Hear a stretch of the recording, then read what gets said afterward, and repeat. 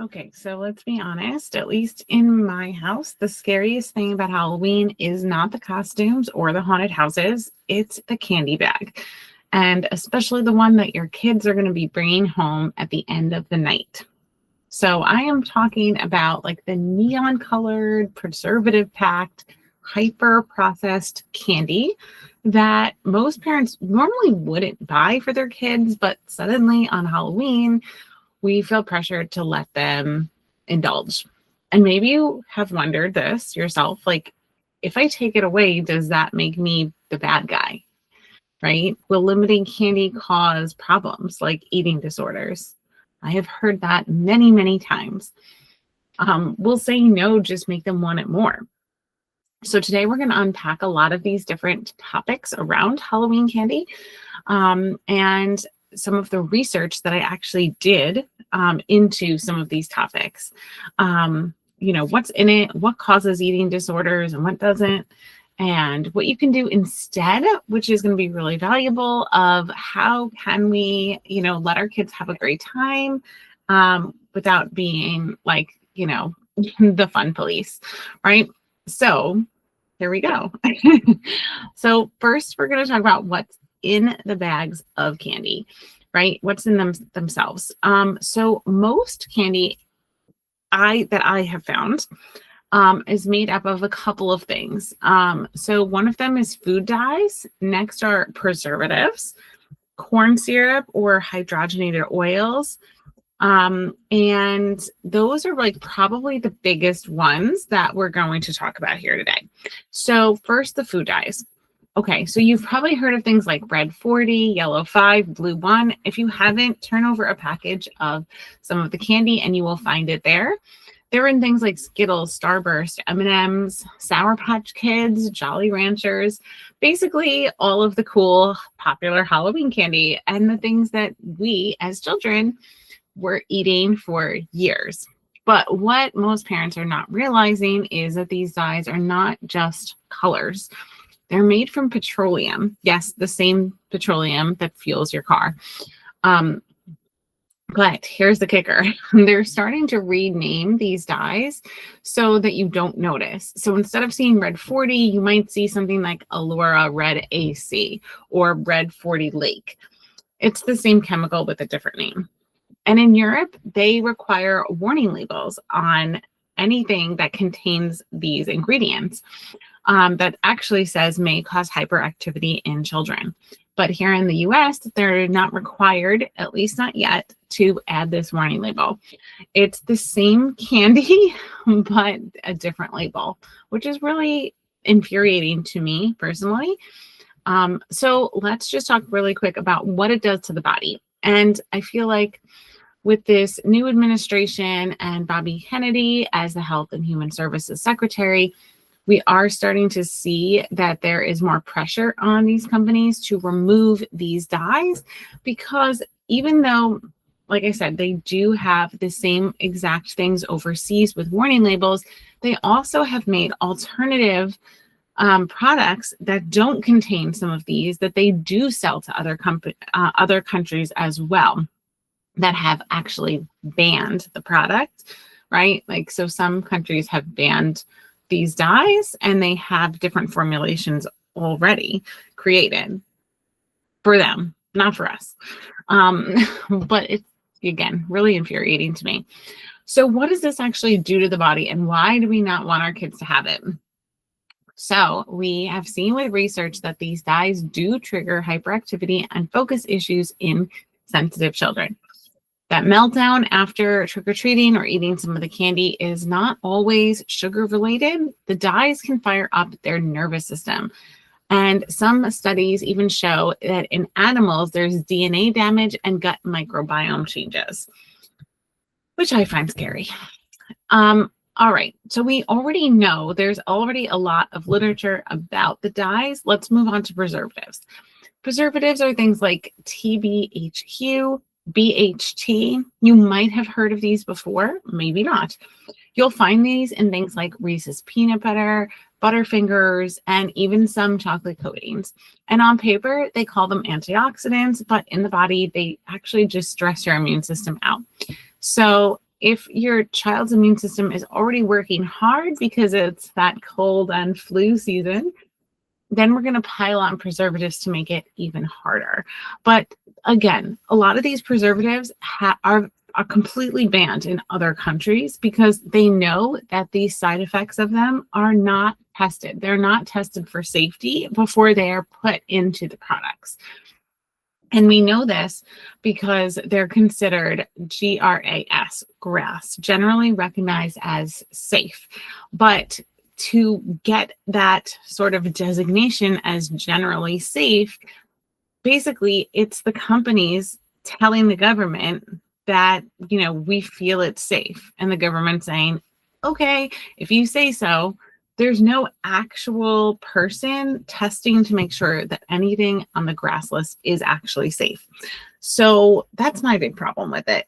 How do we know exactly what is going into these products if nobody is even looking at the safety of the ingredients? A problem I find. Then there's corn syrup and hydrogenated oils. So think Laffy Taffy nerds, airheads. These are going to spike your blood sugar really fast, giving kids that like wild energy surge followed by the crash. Hydrogenated oils, they are often hidden in things like chocolate bars with Snickers and Twix. They're basically trans fats in disguise. They inflame the body, mess with your energy, and there are no nourishing things in any of these candies at all. Okay. We know that there is research that corn syrup is probably one of the worst things that you could be eating, especially giving it to kids. And these oils, we know that these hydrogenated oils, these trans fats are not good. They're not like the energy or the fats that you want in your body, right? Of course, there's good fats and good oils, like from avocado oil or olive oil, but these are not going to be doing anything for your brain at all. It's just going to be piling on not just calories, like forget about calories, but it's just piling on like inflammation in the body, right? And the combination effect of all of these different ingredients together is like a little chemical cocktail in the body. Things like, when we're talking about sugar as well as these ingredients, remember, the sugar alone is a topic for a different day, but the sugar really, amplifies, I would say, the effects of all of these different preservatives and dyes, because it's basically, sending that signal to your brain that you're starving, you haven't eaten. So please eat more. And eat more of this specifically. Remember, these companies that create the products specifically create them with these, they call natural flavors, which are not natural at all. But what they're doing is basically creating something that tastes addictive, that you're going to want more of. It gives your brain a little hit of dopamine every time you taste it. So not only is the sugar addictive, but the ingredients themselves become addictive. All right. So, these are things that we don't really want. I don't want my kids eating. And yes, you could say, oh, I ate it as a kid and I was fine. But I'm sure there's probably a laundry list of things that have happened in your life and maybe you're not attributing to them.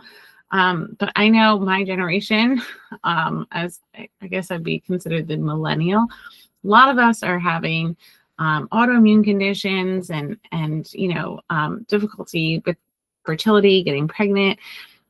It's pretty pervasive. And it's like, well, maybe the cumulative effects of our childhoods and eating all of this garbage has, kind of is starting to catch up a little bit. Right. And I want my children to avoid that personally. So when we say candy is junk food, we're not talking about just sugar. It's really that chemical cocktail of the combination of all of those things that their brains and bodies have to process. And I know some people are going to say, don't ever call food junk food because it could cause disordered eating. Personally, I don't agree with that.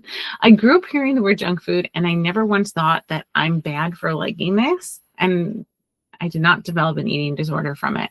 And you might say, well, that's anecdotal, Christine. Like, that doesn't mean just because it didn't happen to you that it doesn't happen to other people. Totally true. However, I did some research into this, which we're going to get into next. But let's be real, candy is literally junk food. It's made of nothing good for you. It's not fuel. It's not nourishing. Calling it food is a misnomer, in my opinion, and it's not helping your kids grow stronger. So why are we sugarcoating it? That being said, if the word makes you uncomfortable, maybe you can call it a sometimes food or a fun food. The point isn't the label so much, it's the message, right? And here's the key. What actually leads to eating disorders isn't whether you use the word junk food. It's what fuels eating disorders are things like shame, secrecy, dieting, constant body criticism, not saying this candy is a fun food, but it doesn't help our bodies run well. So don't overthink the word. What matters is that your child hears confidence and clarity, not shame. So let's pause here, because I know there's a lot of talk online, especially for some reason from a lot of dietitians on Instagram, about how we should never call foods junk food or bad foods. And some have even gone as far as saying, just allow your child to naturally, stop eating when they feel like they want to, which I have a huge issue with. One, because it literally hijacks our brain and is created and formulated in a lab to make it addicting. And adults have a hard time stopping eating when they start. How are you going to expect a child to regulate their own, it just doesn't make any sense to me. Anyway, let's define very clearly what an eating disorder is. It is a serious mental health condition. It includes things like anorexia, bulimia, binge eating disorders, and yes, ARFID. And while ARFID does overlap with picky eating, the root causes are very different and medical. And it's a whole episode for another time. And I do have episodes and blog posts about differences in ARFID and some issues that I have with people throwing that name around a lot. But here's what matters for this conversation. If you say no to unlimited candy, that does not cause eating disorders. But how we talk about food and frame it over time does matter, right? So there is some small smidgen of truth to it. But again, it's not about saying no, and it's not about saying no to the food, and it's not about which words you use, right? Eating disorders are rooted in a mix of genetic, psychological, and environmental factors. And we cannot control genetics, sure, but we absolutely can control the environment that we create at home. So here are 4 things that research shows can increase your risk of developing an eating disorder. Repeated comments about weight or body size. So if kids who grow up hearing criticism about their body, like, oh, you sure you're going to eat that? That might make you gain weight, or that might make you bigger, right? That's about shaming. So that would be a no-go. We don't want to do that. Tying food to worth is number 2. So when kids hear you're good if you eat this and you're bad if you eat that, not that the food is bad, saying that they are bad, like they are a bad person for eating it. That internalizes the idea that our food choices are giving us some sort of value. And that's not true. We never suggest that. Shame is what fuels these eating disordered patterns. Okay, number 3, using food as punishment or reward. Finish your broccoli or no dessert. You did great, so let's get ice cream. These tactics teach kids that food becomes like a currency, and a currency for getting what they want, or even sometimes your love. Like, mommy's going to be mad at you if you don't eat this or do eat this. So anything that's tying food to like your worth or a reward or love is going to be something that could definitely fuel eating disorders for sure. Secrecy and shame around food is number 4. So if candy is hidden and kids are shamed for eating it, they learn to sneak food. That secret eating pattern is a huge red flag for binge eating and food anxiety later in life. So again, it's not about calling the food bad. It's not about telling kids, no, you're not going to eat that, or no, you're done eating that for now. That doesn't cause eating disorders. It's things like repeated comments about body weight and size, tying food to their worth, using food as rewards and punishment, and secrecy and shame around food. Those are things that can really trigger eating disorders later in life. Okay. But the word junk food itself isn't actually the problem, despite what the dietitians are saying online. I grew up hearing that term, as many of you probably did, and the harm, again, comes from food language that's tied to your identity. You're bad if you eat this. Very different from saying candy is junk food. It's fun sometimes, but it doesn't fuel your body. Those are 2 totally different comments and conversations. So let me give you some perspective here, because this is where it gets really shady. Because again, I did my research. The food industry, same companies like soda, candy, sugary cereals, they have literally paid dietitians and influencers to push the idea that there are no bad foods and that calling candy junk is harmful. In fact, in a recent investigation by the Washington Post and The Examination, they found dozens of registered dietitians with big Instagram and TikTok followings paid to post pro-sugar messages. We're talking about dietitians telling kids if your child is obsessed with sweets to give them more access, not less. And behind the scenes, these posts are bankrolled by the Canadian Sugar Institute. And it gets worse. Giant cereals like General Mills launched a campaign literally called Derail the Shame. They paid influencers to tell people not to food shame sugary cereals. So think about that. Instead of lowering the sugar in their products, they hired health professionals to convince you that the problem is your mindset, not their product. Think about that. I'm going to say that again. They hired health professionals, licensed health professionals, to convince you the problem is your mindset, not their product. And it's not just influencers. The Academy of Nutrition and Dietetics, the organization that trains and certifies dietitians in the US, has accepted millions of dollars from Coca-Cola, Pepsi, Nestle, Hershey, and General Mills. They own stock in some of those same companies. So when you hear a message like, there are no bad foods, only bad diets, you have to ask, is that science, or are they sponsored and paid to talk about that? So here's the bottom line. Food neutrality as an idea probably started with great intentions, reducing shame around eating. But when soda and candy companies hijacked it, it became a marketing strategy. If we never call a food what it is, if we never say that candy is junk, we're going to keep buying it. Okay. And that's exactly what they want us to do. So let's separate the 2 things. Yes, shame, secrecy, body shaming, body judging words can harm kids and are linked to eating disorders. Clear boundaries, honest language are not harmful. They build resilience, in my opinion. So if you're comfortable calling candy junk food, call it that. If you prefer fun food, sometimes food, that works too. The point isn't the exact word. The point is the tone and the underlying feelings and message that you're getting kids behind it. Boundaries with love keeps kids safe, and shame is what's going to be doing the damage.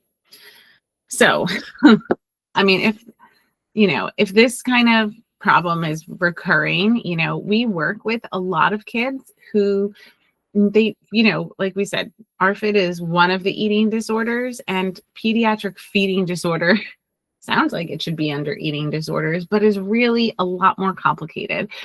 It's why I created the Picky Eater quiz. You can just, in a couple of minutes, discover your child's eating level. Are they in the fearful stage, stuck stage, or curious stage? And you'll get personalized next steps to start making progress now. What I want you to do is go to the pickyeaterstest.com. It takes about 2 minutes. You'll get your child's level and you'll know where you should be starting. Okay. Now let's dive into what to do instead about this candy thing. Because the reality is they're going to come home with a bag full of candy. They're going to be exposed to it at school, on sports teams, etc.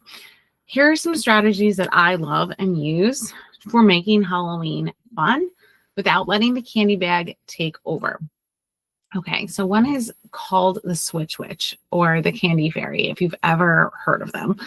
It's basically where your child is going to be trading their candy for a toy or book or an experience. And candy can become part of the tradition, but it doesn't have to be like the main event that they're eating.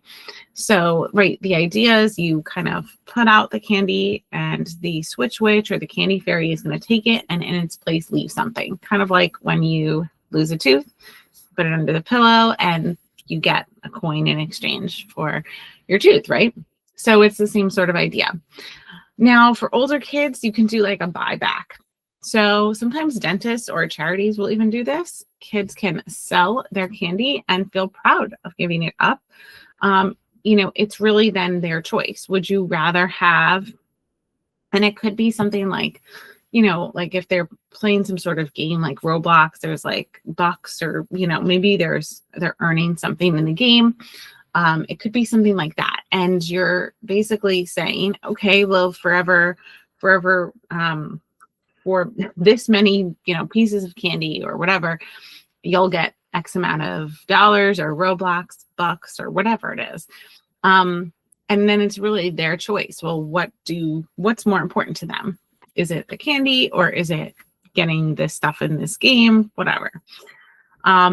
You can do some sort of a trade system, like let them pick a few pieces and then the rest goes away. Like, give me your top 5 and you can have those.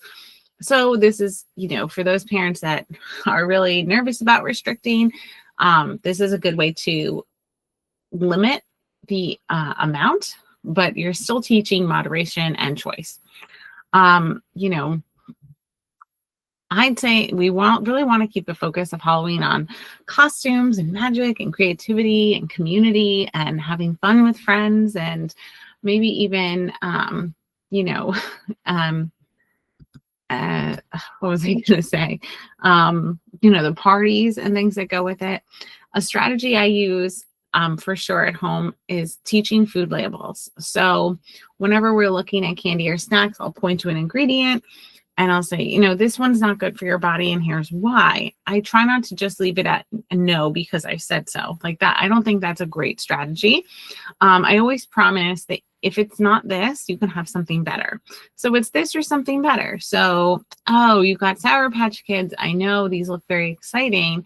But there are a lot of great alternatives. So Yum Earth is a great brand that has sort of tried to emulate the different types of candies like Skittles and, I don't even know, gummy bears, things like that. Starburst. So even like Sour Patch Kids, they have like sort of like organic versions of those things that definitely are on the better side. I'm not saying they're perfect. But I always say this or something better. So, if this is what you want, I'll get you, the better version of it. Or we'll get something completely better. Like instead of, for my son, there is nothing that tops ice cream or chocolate chip cookies. So if I'm like, you know what, I don't love the ingredients in this one because of this reason, it's not good for your brain or your belly or whatever it is. How about, would you like some ice cream instead? And I know that the ice cream I buy is organic. There's no preservatives. It's made with like 3 or 4 ingredients, like ice cream's supposed to be made. And he always is more than happy to give up the candy to get the ice cream. So I try to promise this or something better.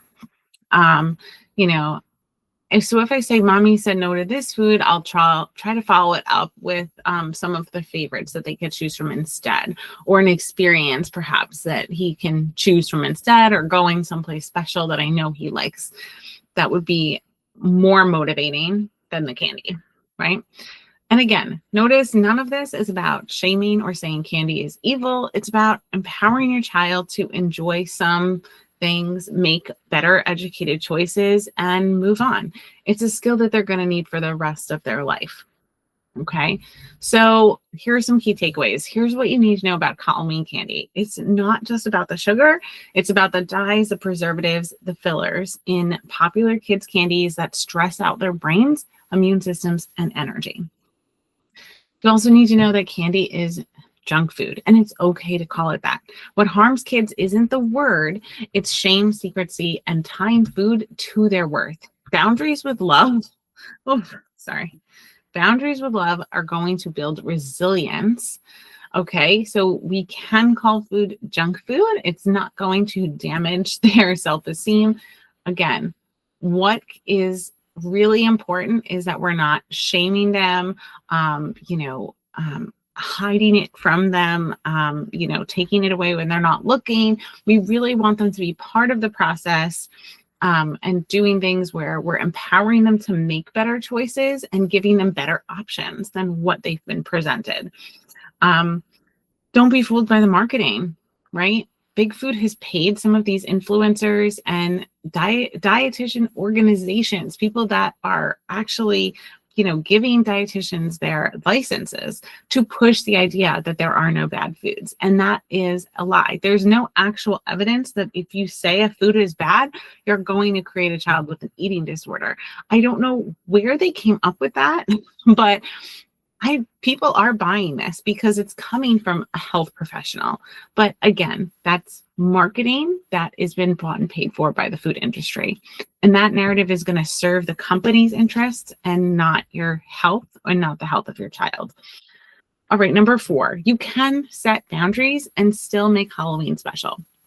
Things like the switch, candy buybacks, trade systems, reframing the night around fun, and teaching kids to understand labels with this or something better are all great options.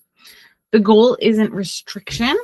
It's on education, empowerment, and helping your child feel confident about making smart choices on Halloween night and on all of the other nights that are filled with sugar and sweets and candy. So when candy bags come home, remember, you're not the fun police.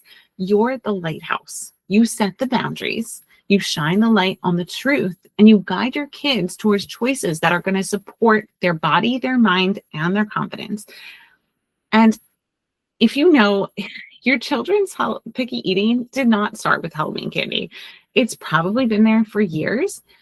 Waiting it out is not working. That's why I created my program, Unlocking Mealtimes, but definitely start at the pickyeaterstest.com. Like I said, it's your first step to moving forward is identifying what category your child fits into when it comes to picky eating so that we know what steps to take next. Because sometimes when we are using strategies meant for a curious kid and they're fearful, those strategies will backfire. So we want to do things in a certain order, a way that makes sense. We want to build really strong foundations for them to, flourish on.